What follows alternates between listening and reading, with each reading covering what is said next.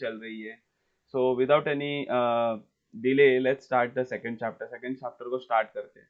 So location and extend, ये chapter हम लोग पढ़ने वाले हैं। फर्स्ट चैप्टर इसीलिए नहीं पढ़ने वाले बिकॉज फर्स्ट चैप्टर जो कैसा रहने वाला है मालूम है? First chapter is all about field study, field visit. तो जब आप लोग यहाँ पे आओगे तभी मैं आपको प्रॉपरली सिखा पाऊंगा वो फर्स्ट चैप्टर। और टेंशन मत लेना, ये सब के सब जो लेक्चर्स है, ये सब लेक्चर्स जो रहेंगे वो सेव्ड रहेंगे।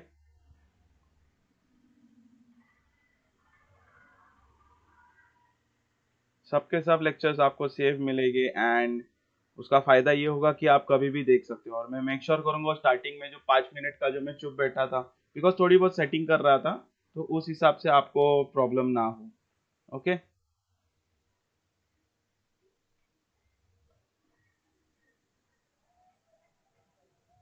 अगर आपको स्क्रीन क्लियरली दिख रही है, प्रॉपरली दिख रही है, तो प्लीज़ चैट्स पे जाइए और बोलिए कि सर कि दादा स्क्रीन प्रॉपरली दिख रही है।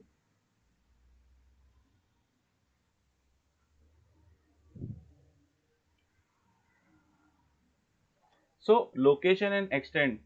Few hints of two countries are given over here, are given below. Using them, identify two countries. You can easily identify one of them and hope you can easily identify the others too. मतलब यहाँ पे दो countries के अपने को क्या दिए गए हैं, फ्लैग्स दिए गए हैं और फ्लैग्स के बारे में बताया गया है। तो आपको मैं बताना चाहूँगा ये जो नीचे जो तीन जो चीज़ें दिए गए, तीनों पॉइंटर्स जो यहाँ पे नीचे दिए गए हैं, ये तीनों के तीनों पॉइंटर्स बहुत इंपॉर्टेंट है। इन तीनों पॉइंटर्स को याद कर लेना बिकॉज ये आपको ऑब्जेक्टिव में आएंगे। इसके आंसर्स आपको जल्दी में दूंगा बट तीनों के तीनों बहुत इंपॉर्टेंट है। Since this is the first live stream, थोड़े बहुत ऊपर नीचे होगा तो आप कमेंट सेक्शन में मुझे बोल सकते हो। ठीक है, you all guys can tell me in the comment section.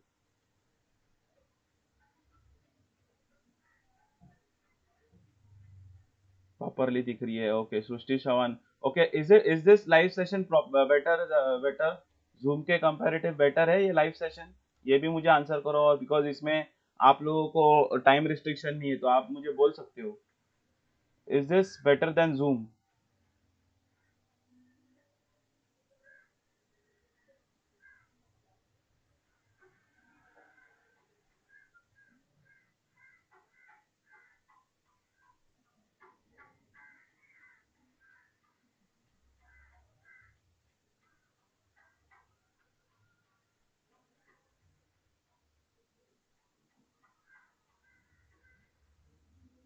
Okay, it is better than zoom. Okay, yes, very good. चलो लेट्स स्टार्ट। आपके चैट सेक्शन को थोड़ा बाजू में लेके हम लोग अभी स्टार्ट कर रहे हैं कि कैसे हम लोग आगे कर सकते हैं ये चैप्टर। चलो, very good.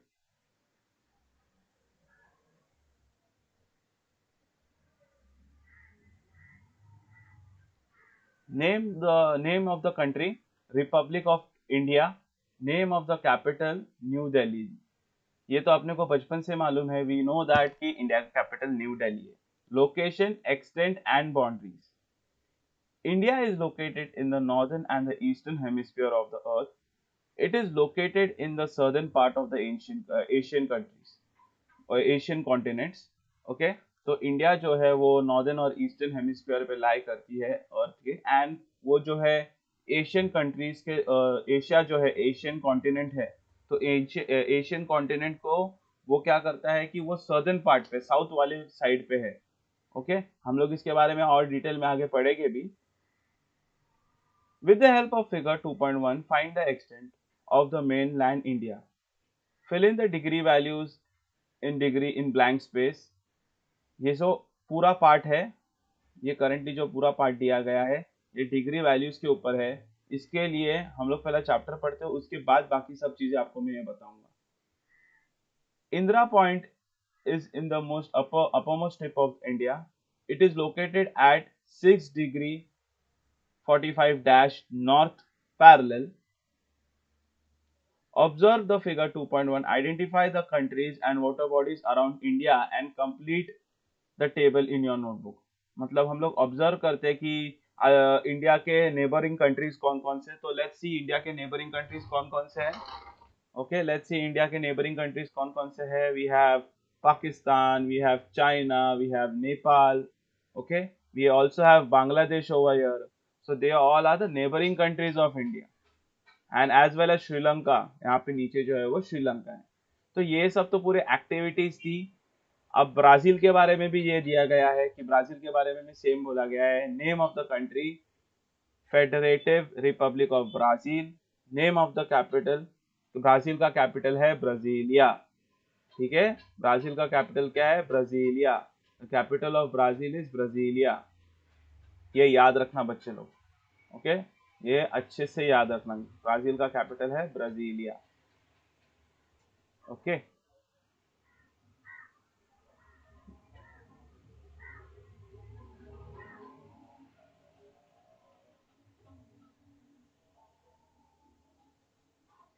Some part of Brazil lies in the northern hemisphere while most of it lies in the southern hemisphere.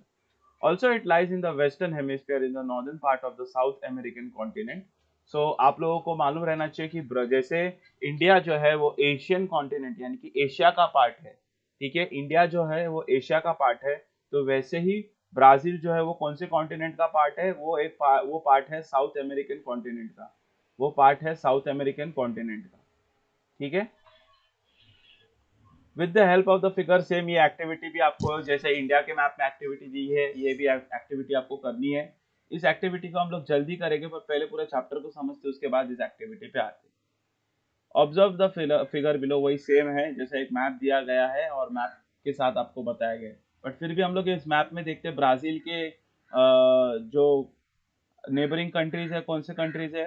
Peru है, फिर बोलीविया है, वेनेजुएला है, कोलंबिया है. ठीक है, ये सब क्या है? ये सब ब्राजील के नेबरिंग कंट्रीज है. और ये सब कौन से कॉन्टिनेंट में है? साउथ अमेरिकन कॉन्टिनेंट में. ठीक है. अब इंडिया के हिस्टोरिकल बैकग्राउंड के बारे में हम लोग बात करते हैं. India was under the British rule for almost 1.5 century. Okay, India was almost the for British rule of a 1.5 century. India got this independence in the year 1947.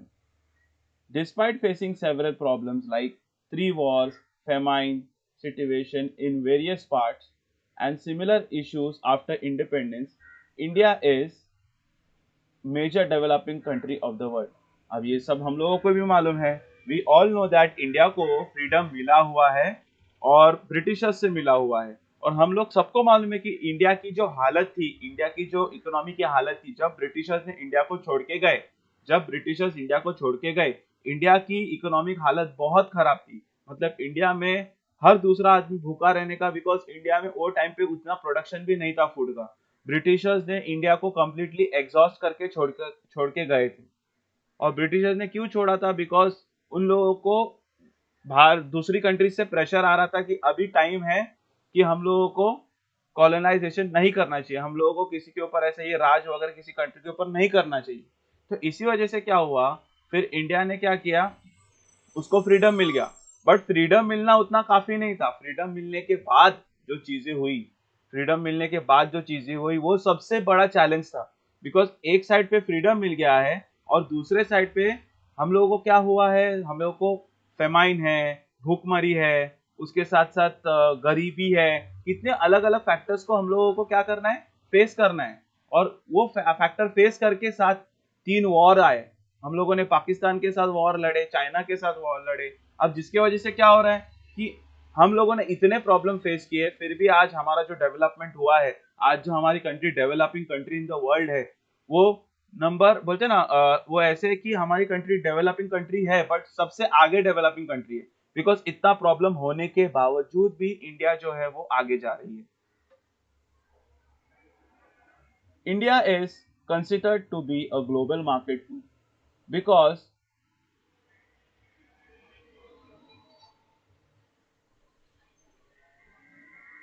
India is considered to be a global market too. Because of various economic reforms, time to time, India's economic development has packed up. The portion of youth in India's population is high. As this forms a major part of working population, India is looked upon as a young country. बच्चा लोग, India में सबसे ज्यादा कोई population है तो वो population है यंग लोगों का।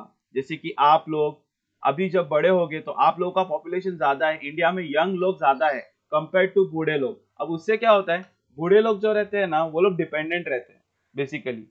मतलब बूढ़े बच्चे ये सब डिपेंडेंट रहते हैं। क्यों? कोई यंग कमाएगा तो घर पे आके वो घर के नीड्स को सेटिस्फाई करेगा, और उसके साथ जो है वो बूढ़े लोगों के जरूरतें पूरे होगी, बच्चों की जरूरतें पूरे होगी। बिकॉज यंग लोग ही आगे जाके काम करते हैं। और ये इंडिया का पॉजिटिव पॉइंट है कि यंग लोग इंडिया में ज्यादा है, इसीलिए इंडिया को जो है वो यंग नेशन ये करके बोला गया है, इंडिया को यंग कंट्री ये बोला जाता है। क्या आप लोगों को प्रॉपरली समझ रहा है बच्चा party? Please reply in the comment section, जल्दी से जल्दी अभी रिप्लाई करो। Any doubts in this paragraph? इस पैराग्राफ में कुछ डाउट है आप लोगों को?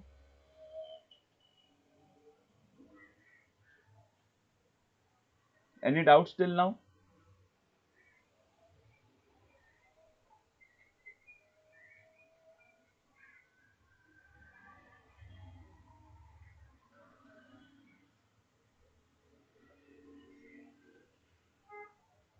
नहीं, डाउट नहीं है, ओके।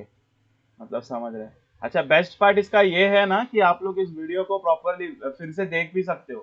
ओके, और जिन लोगों ने वीडियो को लाइक नहीं किया है वो प्लीज वीडियो को लाइक करो। वीडियो को लाइक करना बहुत इंपॉर्टेंट है।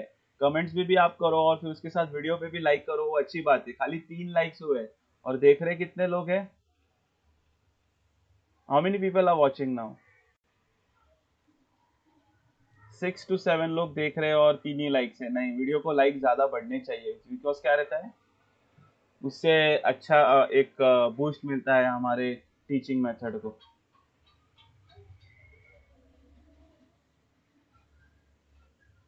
Okay.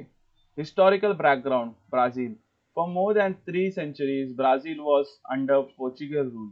Brazil gained its independence in 1822 from 1930 to 1985 for more than half century.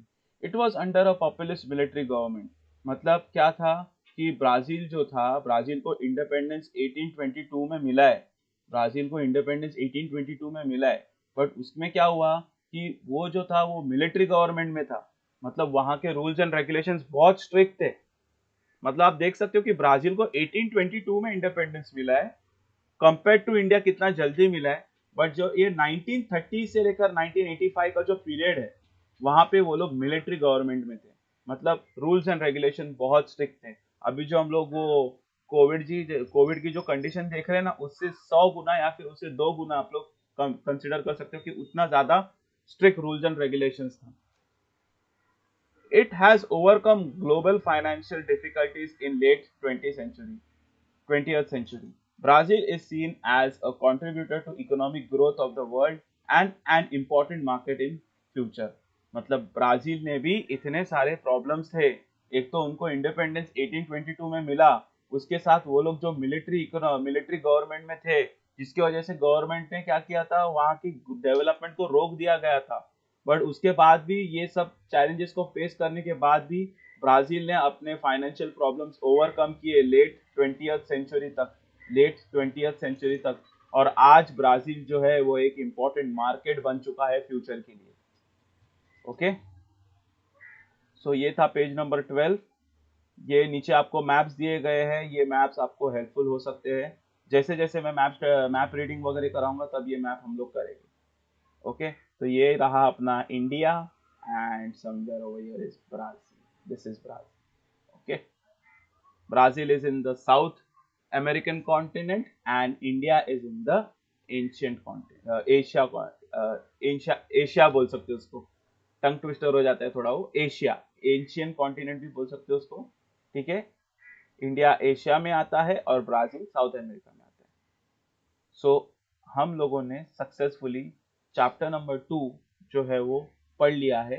इस चैप्टर में हम लोगों ने क्या पढ़ा था? इस चैप्टर में हम लोगों ने पढ़ा कि क्या एग्जैक्टली दोनों देशों की परिस्थिति थी, what was the condition of both the countries, और उन दो कंट्रीज ने क्या प्रॉब्लम्स फेस किए। जैसे इंडिया ने वॉर फेस किया, इंडिया ने गरीबी फेस की, फेमाइन फेस की। ब्राजील का क्या प्रॉब्लम था, ब्राजील ने इंडिपेंडेंस मिला, उसको जल्दी मिला, इंडिया से जल्दी मिला, बट ब्राजील की जो गवर्नमेंट थी वो मिलिट्री गवर्नमेंट थी, जो ब्राजील को रोक रखी थी, ब्राजील के डेवलपमेंट को रोक रही थी। उसके बावजूद जो फाइनेंशियल क्राइसिस है उसको बचा कर भी, उसके बावजूद जो फाइनेंशियल क्राइसिस है उसको बचा कर भी, ओके, उसको बचा कर भी आज ब्राजील जो है वो एक इम्पोर्टेंट पार्ट बन गया है वर्ल्ड का, और वर्ल्ड में एक फ्यूचर मार्केट है, और आने वाले समय में इंडिया और ब्राजील जो है वो डेवलप देशों में आएगी। Simran is asking about what about notes. Okay, notes का अपडेट बहुत जल्द आ जाएगा, डोंट वरी, आपको नोट्स का अपडेट मिलेगा। बट मैं आपको कहना चाहूंगा ये आज की क्लास है, आज फिर से 2 क्लास होगी, क्लासेस फिर से 2 होने वाले। अभी ज्योग्राफी का चैप्टर 2 मैंने कवर किया है, इसके बाद मैं अभी साइंस का चैप्टर लूंगा या फिर मैं हिस्ट्री का चैप्टर लूंगा। बिकॉज अभी क्या है, 10th स्टैंडर्ड के जो मेरे ऑलरेडी एग्जिस्टिंग बैच है उन लोग के अभी क्लासेस नहीं होंगे, बिकॉज उन लोगों के एग्जाम कैंसिल कर दिए गए। बट सब सीरियसनेस आप पे आएगा, बिकॉज आपको आपकी पढ़ाई जो है वो कंटिन्यूस रखनी पड़ेगी, ठीक है। तो उसी कारण जो है मैं अभी आप लोगों को बोल रहा हूँ कि आपके नोट्स और आपके क्लासेस के टाइम्स भी बढ़ा दिए जाएंगे। तो जैसे पहले एक लेक्चर होता था पर अभी नहीं होगा, अभी कम से कम 3 लेक्चर तो हो गए दिन के, ओके, कम से कम 3 लेक्चर होना ही होना है। तो अभी मैं क्या कर रहा हूँ, अभी ये चैप्टर समझा कि नहीं प्लीज मुझे पहला चैट सेक्शन में बोल देना, 1 मिनट जरा चार्जर लगा लूं। ओके 1 मिनट, हाँ, चैप्टर समझा कि नहीं आप प्लीज मुझे चैट में रिप्लाई करिए, बच्चा party please reply me students.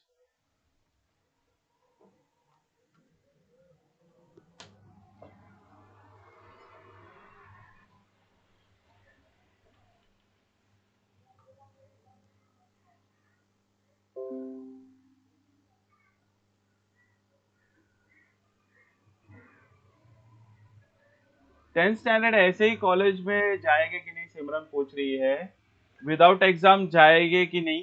देखो उन लोगों का कुछ पैटर्न रहेगा मार्क्स वगैरह देने का, और जो बच्चा अपने मार्क्स से सेटिस्फाइड नहीं है तो वो लोग क्या करेंगे, वो लोग अपने एग्जाम्स को मतलब एग्जाम्स देंगे, मतलब वापिस से दे सकते हैं। खैर किसी दिन बात करेंगे इसके बारे में, बट अभी मुझे चैप्टर के बारे में बोलो, चैप्टर आपको समझा है या नहीं समझा, क्योंकि अभी एक क्लास हो गई है, फिर से 2 बजे एक और क्लास लेने वाला हूं, अभी 2 बजे एक और क्लास होने वाली है, that will be for history, okay.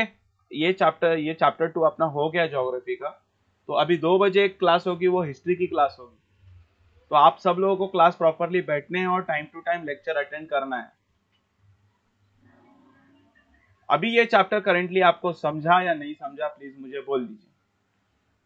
और ये बेस्ट पार्ट आपको यहाँ पे कहना चाहूंगा, आपके कोई फ्रेंड्स रहेंगे, उन लोगों को ज्योग्राफी हिस्ट्री इसका एक्सप्लेनेशन चाहिए रहेगा, ओके, तो उन लोगों को ये लिंक शेयर कर देना, उसका भला हो जाएगा, ठीक है। बाकी उन लोगों को खाली लिंक शेयर करना, मैं जो नोट्स वगैरह दे रहा हूँ वो मत शेयर करना, बिकॉज वो एक्सक्लूसिवली आपके लिए है, एंड वो आप अपने पास ही रखिए, ठीक है। ओके, सिमरन इज सेइंग हाँ दादा समझा। एक्चुअली इसमें कैसा चैट वैट भी इतना अच्छे फ्लो में आता है ना, तो बहुत अच्छा होता है, मतलब एक बनता है ना कि वो प्रॉपरली लग रहा है कि एक क्लास हो रहा है, मैं सामने यहाँ पे बैठा हूँ, कैमरा लगा हुआ है, एंड तो टेक्स्ट बुक है हमारी बाजू में खुली हुई है, ओके। ओके, सो 2 बजे मिलते हैं, 2 बजे हिस्ट्री का क्लास करेंगे, एंड हिस्ट्री की क्लास के बाद मैं डिसाइड करूंगा अभी हम लोग को आगे क्या करना है। ओके, चलो bye bye everyone, see you by 2 PM, अभी 2 बजे मतलब पकड़ लो हाफ एन आवर के ब्रेक के बाद। चलो बाय।